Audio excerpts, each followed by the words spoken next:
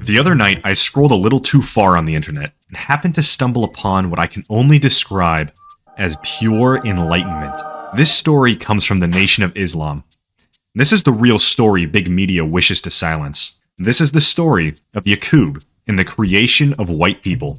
In the beginning, a variety of black people inhabited the moon, until one day, a god scientist became frustrated that everyone did not speak one language, so he blew up the moon, and a piece of this exploded moon came to be what we today call Earth. The surviving, morally righteous black people went on to settle down in the city of Mecca.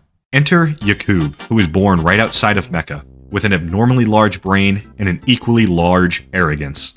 Yaqub, with his large brain, was very ahead of his times, you see. He practiced Islam thousands of years before the Prophet Muhammad was even born yet. Yaqub's head was so large that the locals would call him Big Head. Yaqub did not like this nickname and grew resentful towards society as a result. Eventually, he hated the society he lived in so much that he decided to get back at it.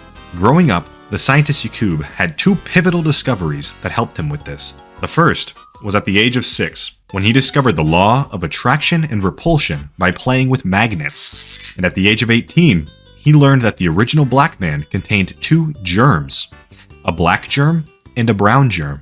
Knowing these two things, Yaqub concocted a genius plan. Using his knowledge of the laws of attraction and repulsion, he sought to make an unlike human being made to attract others who could, with the knowledge of tricks and lies, rule the original black man. So Yaqub set off with his 59,999 followers to an island in the Aegean Sea called Patmos. There, he began to breed out the black traits of his followers, killing all of the dark babies in a process called grafting. After 200 years, he succeeded in creating the brown race. Yaqub ended up dying at the age of 150, but his followers carried on his work, and after 600 years of eugenics, they finally created the white race.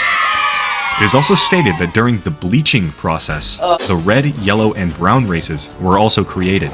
But as for the white people, after hundreds of years of brutal conditions, they were determined to be evil by nature, born to be liars and murderers. Some of these new white people tried to re-enter the black nation, but failed to do so, and in the process they became gorillas. In fact, all monkeys are descendants of white people. This new race traveled to Mecca and wreaked so much havoc that they were all exiled to West Asia, what would one day become Europe. And in order to prevent them from re-entering paradise, they were roped in, and soldiers would patrol the border with swords to stop them from crossing. For centuries, these evil creatures lived a barbaric lifestyle. That was until Moses arrived and taught them to wear clothes, and attempted to make them more civilized. But Moses' attempt proved fruitless, and their evil nature was too apparent. Eventually, Moses fought the 300 most evil white people and blew them up with dynamite. However, that didn't stop the white people. Through the use of tricknology and a lack of empathy, they usurped the black people and eventually enslaved them, bringing the first slaves to America. According to the Nation of Islam, it was prophesied that the white race would rule the world for 6,000 years, and after 6,000 years, the original black people would begin to regain dominance. The year the dominance is said to end, 1914. Well, that is the story of Yaqub and the creation of white people. Now that you have all the facts, the question is, what will you do with them?